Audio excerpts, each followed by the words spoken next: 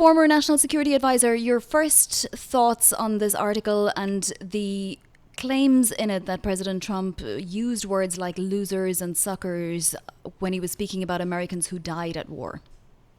Well, I was there for the discussion on whether to for the president to go out to the Ann Marne battlefield and cemetery, and took place in the U.S. ambassador's residence in Paris. And I write about it in the book. It was a strict weather call, and I didn't hear him say those things. Now, did he say those things to other people later in the day?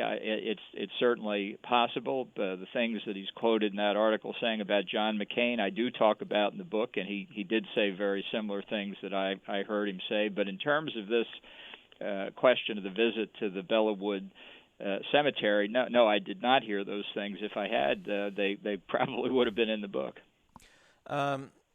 John, it's pretty clear there's been a lot of evidence that President Trump doesn't necessarily hold senior military officials in the highest regard. Do you think that extends down to the rank and file? Look, I don't think he really holds anybody in high regard except his family. I think he thinks he is the sole decision maker, and it's his gut that tells whether decisions are correct or not the advice that he gets from his advisors. I think he's very transactional. I don't think he understands what it means to serve in the military, and people who say that he made those remarks. I wrote a 500-page book that I put my name on the cover of, with a lot of quotations from Donald Trump, and I'll take the heat that's associated with that proves what I think of him: his character, his competence to hold the office or lack thereof.